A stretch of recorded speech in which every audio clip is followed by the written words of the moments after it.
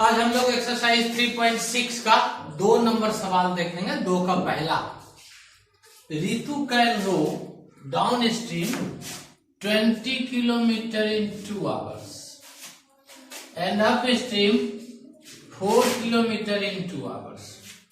Find her speed of rowing in still water and the speed of current. देखिए, नदियों में जब boat चलाया जाता है तो नदियों की अपनी धारा अलग होती है। मान लीजिए ये एक नदी है और इसमें करंट जो है, नदियों के पानी का वेग ये इस दिशा में है। अब अगर कोई नाव इस दिशा में ले जाए और इसका speed x kilometre per hour हो, शांत पानी में, शांत पानी मतलब स्टिल वाटर, मतलब पानी में कोई करंट नहीं है, जैसे तालाब वगैरह का पानी, उसमें अगर इसका speed x kilometre per hour हो स्टिल वाटर में, और स्ट्रीम जो इधर चल रहा है इसका speed y kilometre per hour हो, तो जब आप स्ट्रीम के साथ जाएंगे तो इसको डाउन स्ट्रीम कहते हैं। लेकिन अगर आप नाव लेके इसकी उल्टी दिशा में आएंगे तो इसको अप स्ट्रीम कहते हैं। अब आप खूब ध्यान से समझिए कि अगर नाव जिधर पानी का धार है उधर ही लेके जाएंगे तो तेजी से आगे जाएगा, क्योंकि उसका जो अपना स्पीड है x किलोमीटर पर आवर और जो करंट का स्पीड है y किलोमीटर पर आवर, वो दोनों जुड़ जाता है। लेकिन अगर कोई आदमी नाव इधर से लेके इधर आना चाहे तो उसको स्वाभाविक है ज्यादा टाइम लगेगा, क्योंकि x किलोमीटर वो इधर आएगा और y किलोमीटर पानी उसको उधर ठेल देगा, क्योंकि पानी तो उधर जा रहा है। तो इसी प्रकार से इसमें लेट किया जाता है, let speed of rowing, rowing माने नाव चलाना, of Ritu in still water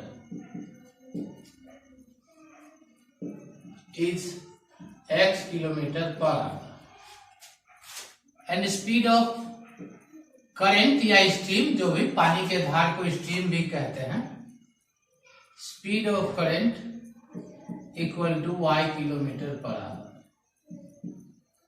तो in upstream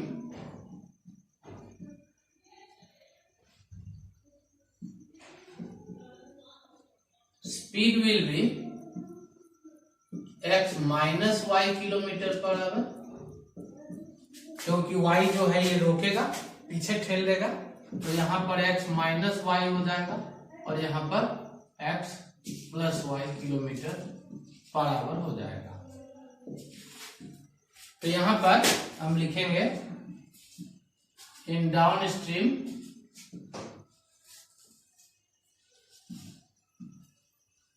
speed equal to x plus y kilometre per hour. अब अकॉर्डिंग टू द क्वेश्चन लेंगे, ये डिस्टेंस दिया है, ये टाइम दिया है डाउन स्ट्रीम का, तो speed into time equal to distance, यानी हम लोग जानते हैं formula, speed into time equal to distance.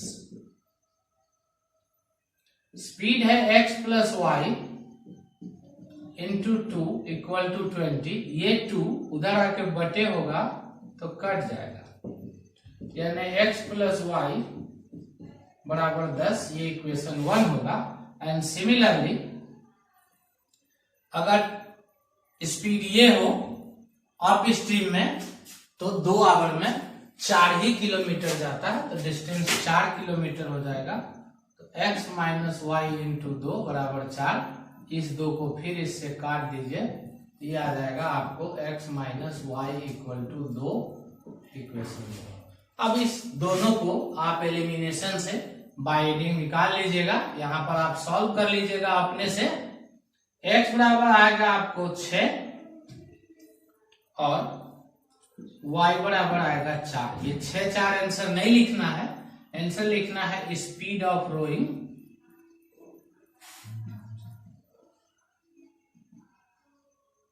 In still water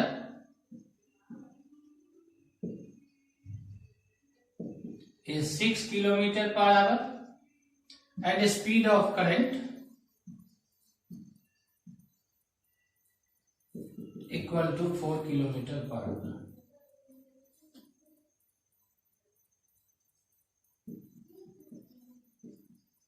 ये आंसर हो जाएगा। ये था 2 का पहला। अब 2 का दूसरा सवाल देखें। 2 women and 5 men can together finish an embroidery work in 4 days. 2 औरतें और 5 पुरुष एक साथ किसी एम्ब्रॉयडरी साड़ी के नीचे कढ़ाई जो करते हैं उसको एम्ब्रॉयडरी वर्क कहते हैं। एम्ब्रॉयडरी वर्क को 4 दिन में पूरा करता है। वाइल जबकि 3 women 3 औरत और 6 पुरुष 6 men can finish the same work in 3 days। इसी वर्क को 3 दिन में करता है। तो आपको बताना है time taken by one woman alone, एक औरत अकेले कितना दिन में इसी एम्ब्रॉयडरी वर्क को कर सकती है, and one woman alone to finish the work, और एक आदमी अकेले इस वर्क को कितने दिनों में कर सकता है। इसके लिए हम लोग एक औरत मान लेते हैं कि x दिन में कोई काम करता है।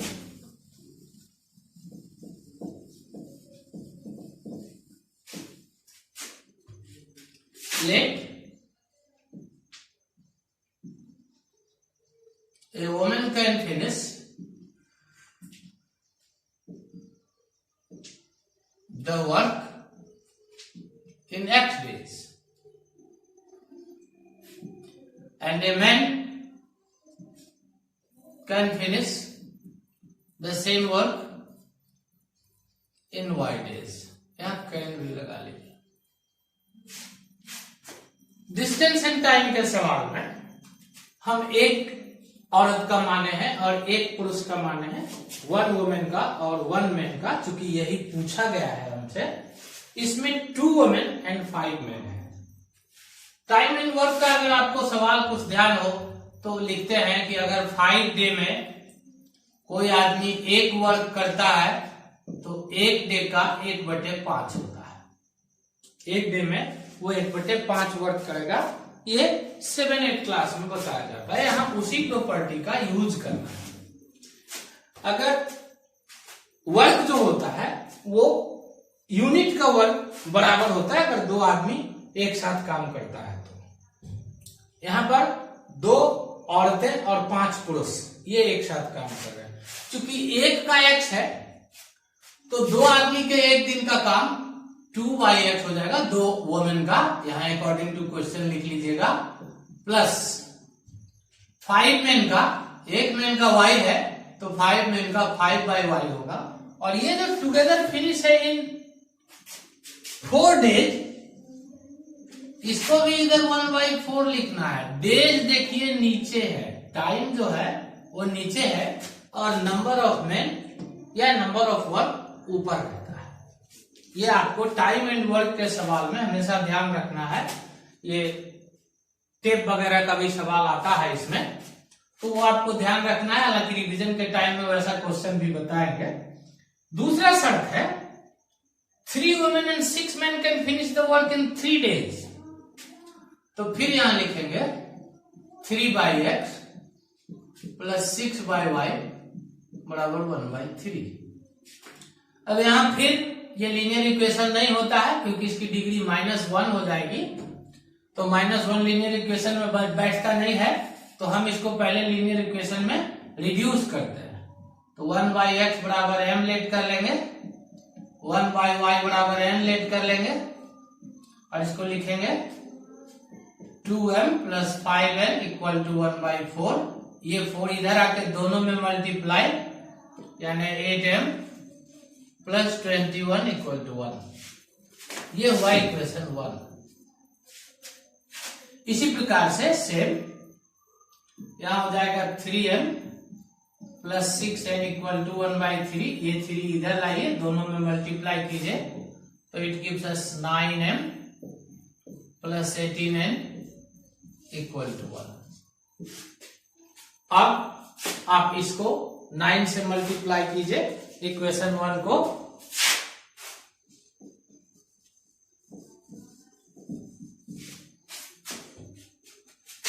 इसको 9 से मल्टीप्लाई कीजिए, इसको 8 से मल्टीप्लाई कीजिए और उसके बाद सब्ट्रैक्ट करके सॉल्व कर लीजिए।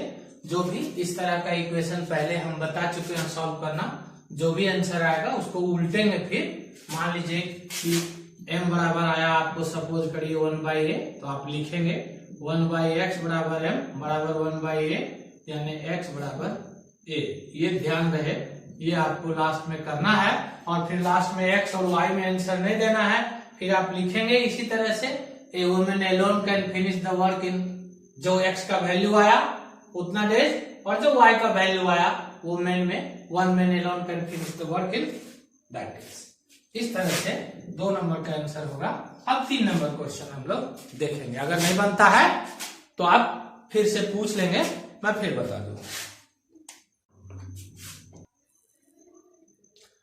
अब देखें इसी का 3 नंबर सवाल। Ruhi travels 300 kilometre to her home partly by train and partly by bus. Ruhi अपने घर जाने के लिए 300 किलोमीटर की यात्रा करती है, पार्टली मतलब कुछ हिस्सा ट्रेन से और कुछ हिस्सा बस से जाती है। शी टेक्स 4 आवर, वह 4 घंटे लगाती है। कब? If she travel 60 kilometre by train, अगर वो ट्रेन से 60 किलोमीटर चलती है, और रिमेनिंग बाई बस, रिमेनिंग का मतलब 300 में 60 घटा लीजिए, वही रिमेनिंग हो गया। मतलब 240 किलोमीटर बस से जाती है तो उसको 4 घंटा लगता है। If she travel 100 kilometre by train, अगर वह 100 किलोमीटर ट्रेन से जाती एंड रिमेनिंग बाई बस, मतलब 300 में 100 माइनस कीजिए, 200 किलोमीटर बस से जाती, तो शी टेक्स 10 मिनट लॉन्गर, मतलब उसको पहले 4 घंटा लगा था, अब 10 मिनट ज्यादा लगेगा, 4 घंटा 10 मिनट लगेगा।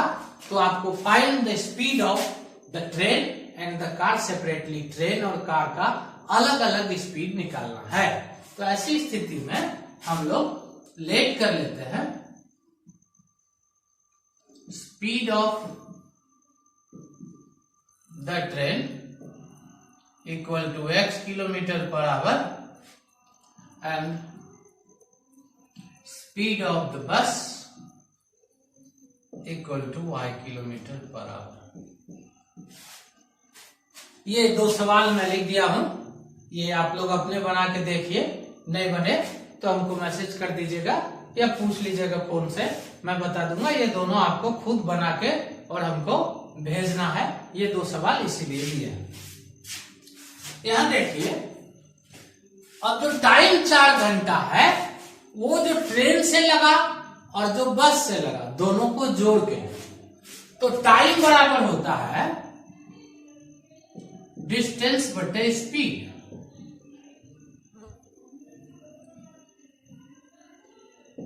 According to question, Ruhi 60 kilometre train से जाती है, तो 60 किलोमीटर ट्रेन से जाने में उसको 60/x आवर लगेगा। और रिमेनिंग मतलब 300 माइनस 60, ये बस से जाती है, तो इसमें 300 माइनस 60 बटे y टाइम लगेगा, ये 4 हुआ, यानी 4 घंटा लगा। इसका मतलब है कि 60/x प्लस 240/y बराबर 4। यहां भी आपको 1/x बराबर m लेट करना पड़ेगा और 1/y बराबर m लेट करना पड़ेगा, तो ये आपको आएगा 60m प्लस 240n बराबर 4। ये इक्वेशन होगा। आप चाहें तो 4 कॉमन लेके कटा सकते हैं, उससे कोई फर्क नहीं पड़ता। एंड जो दूसरा इक्वेशन बनेगा वो 100 किलोमीटर ट्रेन से जा रही है, तो आपको सर्टेनली 100/x लिखना होगा। अब यहां पर 300 माइनस 60 ने लिख के हम डायरेक्ट 300 में 100 घटा देते हैं, क्योंकि 100 तो वो ट्रेन से चली गई, तो 300 में 100 घट गए तो 200 हो गया। 200/y बराबर 4 घंटा 10 मिनट है। इस 4 घंटा 10 मिनट को 4 पूर्णांक 10/60 4 होल 10/60 लिखते हैं। तो ये हो जाएगा, अगर 1/x का m और 1/y का n लेट करें ये हो जाएगा 100m plus 200n equal to, तोड़िएगा पूर्णांक तो 25/6। आप इस तरह भी बना सकते हैं, इसको इक्वेशन 2 मान लीजिए, और जो घटा के बना सकते हैं, चाहे तो एक 0 कॉमन ले लें, जो m और n का वैल्यू आएगा उसको उलट के पर किलोमीटर आवर वही आएगा आपको आंसर किलोमीटर पर आवर में। तो ये सवाल भी आप लोग बना लीजिए, नहीं बने अगर यहाँ से आगे सॉल्व नहीं हो, हमको लगता है कि निश्चित हो जाना चाहिए, नहीं होता है तो आप फिर से हमसे पूछ लीजिए। ये 6 इधर ला के गुना कर दीजिए, यहाँ 2 नहीं मानिए, देख कर लीजिए हम इसमें क्या है। ये हो जाएगा आपको 600m plus 1200n equal to 25, इसको 2 मान लीजिए। तो अब तो आसान है, इसको 10 से मल्टीप्लाई कर लीजिएगा तो ये 600 बराबर हो जाएगा, आसानी से कट जाएगा। और इस प्रकार से आप आसानी से इसको बना सकते हैं।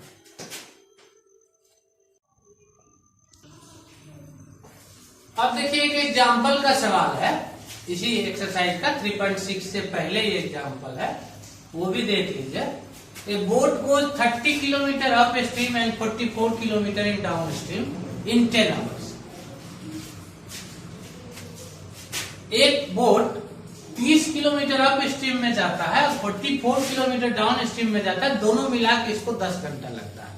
अभी थोड़ी देर पहले रूही वाले सवाल में हम लोग चर्चा कर रहे थे कि अप स्ट्रीम और डाउन स्ट्रीम में कैसे कैसे स्पीड लिखते हैं। हम यहां लेट करेंगे speed of stream, speed of boat in still water equal to x kilometre per hour and speed of stream equal to y kilometre per hour. अब इन अप स्ट्रीम में स्पीड क्या हो जाएगा, थोड़ी देर पहले बताए थे x minus y kilometre per hour, and in down stream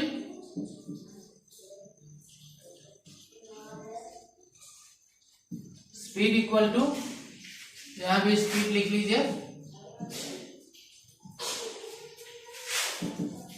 x plus y kilometre per hour. क्योंकि फिर यहां दोनों का टाइम जोड़ के दिया है, दो डिस्टेंस अलग अलग है, तो फिर उसी तरह से हम लोग सवाल बनाएंगे, डिस्टेंस बटे स्पीड बराबर टाइम लेंगे। दोनों टाइम निकालेंगे। पहला time according to question 30 kilometre upstream में है तो 30 by x minus y, plus 44 kilometre downstream में है तो 44 बाई एक्स प्लस वाई। ये लगता है इसको 10 घंटा, टोटल टाइम यहां लिख दिया। और दूसरा जो है वो है 40 किलोमीटर अप स्ट्रीम में, मतलब 40 by x minus y plus 55 kilometre downstream, तो 55 by x plus y equal to 13 hours लगता है। यहां पर फिर आपको लेट करना पड़ेगा, इसको 1 2 नहीं मानिए, let 1 by x plus y बराबर p and 1 by x minus y equal to q। Minus वाला पहले है, इसको q लेट कर लीजिए, इसको p लेट कर लीजिए, तो आपका जो इक्वेशन लिखाएगा वो हो जाएगा 30p प्लस 44q बराबर 10 और 40p प्लस 55q बराबर 30। ये इक्वेशन 1, ये इक्वेशन 2, इसको सॉल्व कीजिएगा। इसको 30 40 से गुना नहीं करिएगा, इसको 4 से और इसको 3 से मल्टीप्लाई कीजिएगा। 30 इंटू 4 120 होता है, 40 इंटू 3 भी 120 होता है। तो इस प्रकार से आप जब इसको सॉल्व कर लेंगे तो आपको p बराबर आएगा 5 और q बराबर आएगा 11, सॉरी p बराबर आएगा 1/5 और q बराबर आएगा 1/11। अब इसको फिर लिखिएगा p बराबर 1/x माइनस वाई, e बराबर 1/5, तो आपको आएगा x माइनस वाई बराबर 5। इसको लीजिएगा इक्वेशन 3। और q बराबर है 1/x प्लस वाई, ये आपको आया है 1/11, तो लिखिएगा आप x प्लस वाई बराबर 11, ये इक्वेशन 4। और फिर इस दोनों को सॉल्व कीजिएगा, तब आएगा x बराबर 8 और y बराबर 3।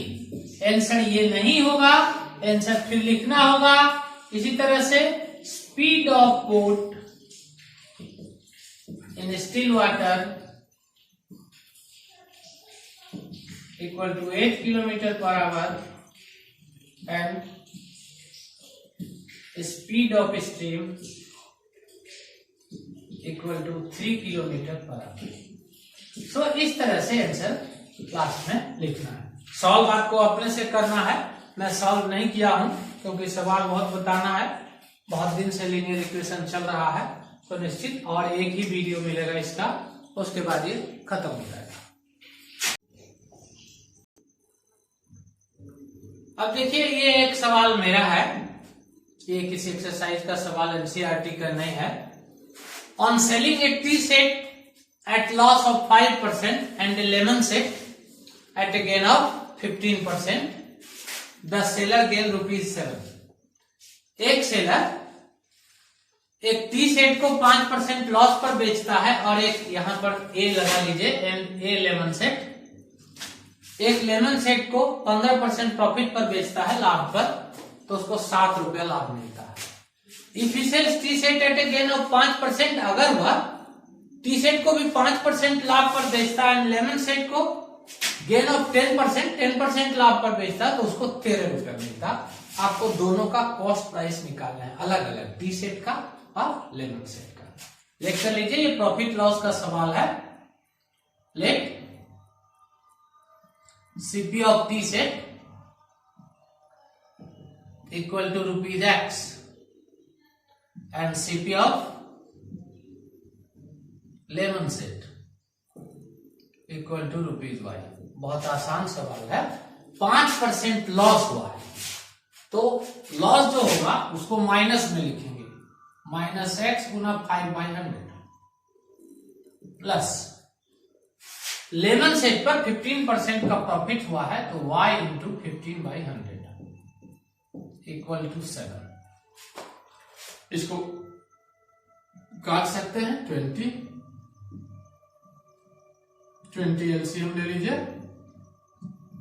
-x प्लस 3y यानी -x plus 3y equal to 20 into 7 140। ये हुआ इक्वेशन 1। सीधा है बिल्कुल, कोई लेट फिट करने का आगे झमेला नहीं है, कोई कॉम्प्लेक्स इक्वेशन नहीं है। एंड दूसरा शर्त में आ जाइए, 5% प्रॉफिट है टी सेट पर, तो इसमें माइनस नहीं होगा, x इंटू 5/100, और 10% प्रॉफिट है लेमन सेट पर, तो y इंटू 10/100 बराबर उसको ₹13 मिलता है। ये 0 0 कट गया, ये 20 काट लीजिए, फिर LCM 20, x plus 2y equal to 30, यानी x plus 2y equal to 260। ये इक्वेशन 2। बहुत आराम से इसके नीचे आप इक्वेशन 1 और 2 लिखिए, -x plus 3y equal to 140 and x plus 2y equal to 260, और सिर्फ बाय एडिंग लिख दीजिए, कुछ गुना उना करने का जरूरत नहीं है। बाय एडिंग इसलिए क्योंकि ऑलरेडी इसका कोफिशिएंट इक्वल और साइन पहले से उल्टा है। बाय सब्ट्रैक्टिंग हम इसलिए लिखते हैं कि एक टर्म एलिमिनेट हो तो सेम साइन, जैसे अगर y का कोफिशिएंट बराबर होता तो बाय सब्ट्रैक्टिंग लिखते, क्योंकि यहाँ पर दोनों का साइन प्लस है, या दोनों का माइनस होगा तो भी सब्ट्रैक्टिंग लिखना होगा, क्योंकि उल्टा साइन रहेगा और सेम कोफिशिएंट होगा, इक्वल रहेगा, तभी काट सकते हैं। यहाँ पहले से उल्टा है तो हमको नीचे वाले साइन को उलटने की आवश्यकता नहीं है। ये 5y equal to 400, y equal to 80 आ जाएगा, यानी cost price of lemon set जो है वो आपको 80 रुपीज हो गया। इस 80 को इक्वेशन 1 में बिठा लीजिएगा तो x इक्वल टू ₹100 आएगा शायद, ये आप चेक कर लीजिए। तो कॉस्ट ऑफ टी सेट 100 लिखिए। इस तरह का सवाल भी कभी कभी प्रॉफिट लॉस का भी आ जाता है, और चूंकि आप लोग 8 क्लास के बाद प्रॉफिट लॉस का सवाल बनाते नहीं है तो उसमें हो सकता है भूल जाए, पता नहीं चले कि ये प्रॉफिट कैसे लिखें, एक लॉस है दूसरे में दोनों में प्रॉफिट है, तो इसलिए ये सवाल आपको दिखा दिए। कल एक्सरसाइज 3.7 का कुछ सवाल और बच गया है, वो मैं दे दूं, उसके बाद ये समाप्त हो जाएगा। फिर कुछ दिन एसिड बेस एंड साल्ट पढ़ेंगे केमिस्ट्री में, उसके बाद फिर क्वाड्रेटिक इक्वेशन शुरू करेंगे।